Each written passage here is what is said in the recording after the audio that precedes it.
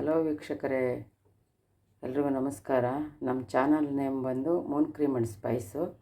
ಇವತ್ತು ನಾನು ಮಾವಿನಕಾಯಿ ಚಿತ್ರಾನ್ನ ಮಾಡಬೇಕು ಅಂತ ಅಂದ್ಕೊಂಡಿದ್ದೀನಿ. ಈಗ ಇದು ತುಂಬ ದೊಡ್ಡದಿರೋದ್ರಿಂದ ಇದು ಒಂದು ಅರ್ಧ ಭಾಗ ಮಾತ್ರ ಹಾಕ್ತೀನಿ.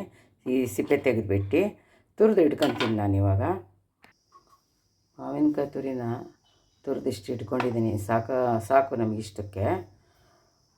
ಇದನ್ನು ಈಗ ಒಗ್ಗರಣೆ ಜೊತೆ ಸೇರಿಸ್ತೀನಿ. ಮೊದಲಿಗೆ ನಾನು ಎಣ್ಣೆ ಹಾಕ್ತಾಯಿದ್ದೀನಿ. ಈ ಎಣ್ಣೆಯಲ್ಲಿ ಫಸ್ಟಿಗೆ ಕಡಲೆಬೀಜ ಹಾಕಿ ಕರಿದು ತೆಗೆದು ಬಿಡ್ತೀನಿ.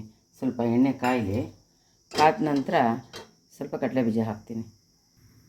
ಎಣ್ಣೆ ಕಾದಿದೆ, ಸ್ವಲ್ಪ ಕೆಂಪಾಗಂಗೆ ಹುರ್ಕೊತೀನಿ. ತುಂಬ ಕೆಂಪಲ್ಲ,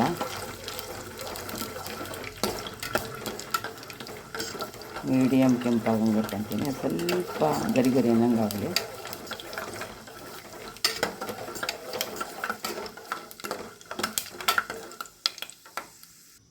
ಮೊದಲಿಗೆ ನಾನು ಸಾಸಿವೆ ಹಾಕ್ತಾಯಿದ್ದೀನಿ, ಜೀರಿಗೆ ಅರ್ಧ ಸ್ಪೂನು, ನಂತರ ಕಡಲೆಬೇಳೆ ಹಾಕ್ತಾಯಿದ್ದೀನಿ, ಹಸಿಮೆಣಸಿಕಾಯಿ ಹಾಕ್ತಾಯಿದ್ದೀನಿ. ಇವಾಗ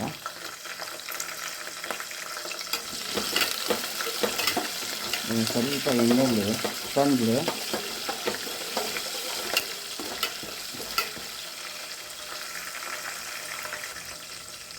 ಮೆಣಸಿಗೆ ಕಂದಿದ್ದಾಗಿದೆ. ಈಗ ಈರುಳ್ಳಿ ಹಾಕ್ತಾಯಿದ್ದೀನಿ.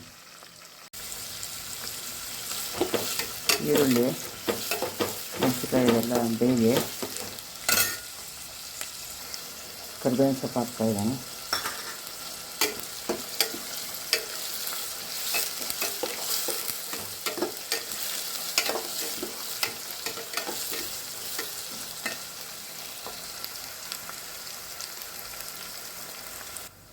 ಸ್ವಲ್ಪ ಒಣ ಕೊಬ್ಬರಿ ತುರಿ ಹಾಕ್ತಾಯಿದ್ದೀನಿ, ಟೇಸ್ಟ್ ಚೆನ್ನಾಗಿ ಬರುತ್ತೆ ಅಂಥೇಳಿ.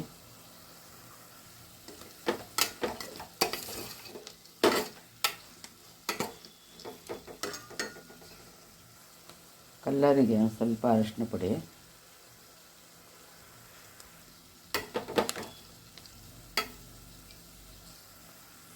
ಅರ್ಧ ಸ್ಪೂನು ಜೀರಿಗೆ ಪೌಡ್ರು ಹುರಿದು ಪುಡಿ ಮಾಡಿ ಇಟ್ಕೊಂಡಿದ್ದೀನಿ. ನಾನು ಒಂದು ಅರ್ಧ ಸ್ಪೂನಷ್ಟು ಹಾಕಿದ್ದೀನಿ. ಪೆಪ್ಪರ್ ಪೌಡ್ರು, ಇದನ್ನು ಪೌಡ್ರ್ ಮಾಡಿ ಇಟ್ಕೊಂಡಿದ್ದೀನಿ, ಬ್ಲ್ಯಾಕ್ ಪೆಪ್ಪರ್ ಪೌಡ್ರು.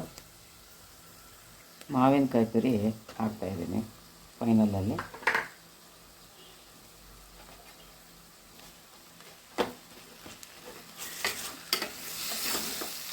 ಸ್ವಲ್ಪ ಉರಿ ಕಡಿಮೆ ಮಾಡ್ಕೊಂಡಿರ್ತೀನಿ. ಇವಾಗ ತಲೆ ಬಿಡುತ್ತೆ ಅಂತ ಕಡಿಮೆ ಉರಿಲ್ಲ, ಇದನ್ನ ಸ್ವಲ್ಪ ಬಿಸಿ ಮಾಡ್ತೀನಿ. ಸಾಲ್ಟ್ ಹಾಕ್ತಾಯಿದ್ದೀನಿ.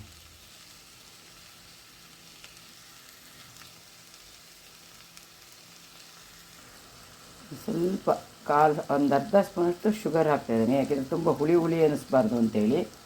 ಅಲ್ಲಿಗೆ ಅಷ್ಟು ಹುಳಿ ಅನಿಸಲ್ಲ, ಕರೆಕ್ಟಾಗಿ ಹದ ಬರುತ್ತಲ್ಲ. ಒಂಚೂರು ಸಕ್ಕರೆ ಹಾಕಿದರೆ ಟೇಸ್ಟು ತುಂಬ ಚೆನ್ನಾಗಿರುತ್ತೆ. ಜಾಸ್ತಿ ಹಾಕಿಲ್ಲ, ಒಂದು 1/4 ಸ್ಪೂನಷ್ಟು ಹಾಕಿದ್ದೀನಿ ಅಷ್ಟೇ. ಈ ಒಗ್ಗರಣೆ ಫ್ರಿಜ್ಜಲ್ಲಿಟ್ಟರೆ ಒಂದು 15 ದಿವಸ ಆದರೂ ಇಡ್ಬೋದು, ಏನು ತೊಂದರೆ ಇಲ್ಲ. ಚೆನ್ನಾಗಿರುತ್ತೆ, ಹಾಳಾಗಲ್ಲ. ಚೆನ್ನಾಗಿ ಬೇಯಿಸಿರ್ತೀವಲ್ಲ, ಉಳಿದ್ರೆ ಫ್ರಿಜ್ಜಲ್ಲಿಟ್ಟು ಬೇಕಾದಾಗ ಕಲಿಸ್ಕೊಂಡು ತಿನ್ಬೋದು. ಇದನ್ನ ಸ್ವಲ್ಪ ಬಿಸಿ ಮಾಡಿರ್ತೀವಲ್ಲ ಚೆನ್ನಾಗಿ.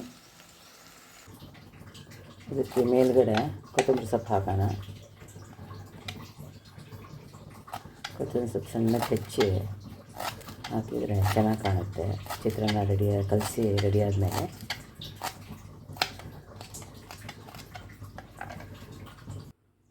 ಅದಕ್ಕೆ ಅನ್ನ ಹಾಕಿ ಕಲಿಸ್ತೀನಿ.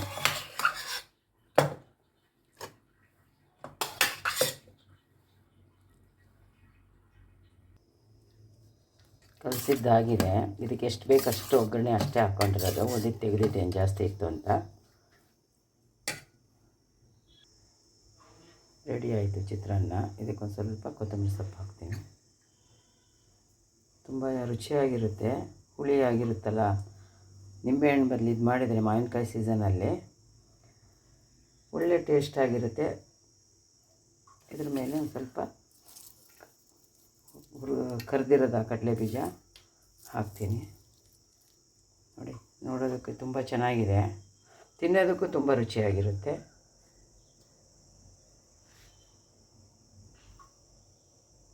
ಯಾರ್ಯಾರು ನಮ್ಮ ಚಾನಲ್ಲಿಗೆ ಸಬ್ಸ್ಕ್ರೈಬ್ ಆಗಿಲ್ವೋ ಸಬ್ಸ್ಕ್ರೈಬ್ ಆಗಿ.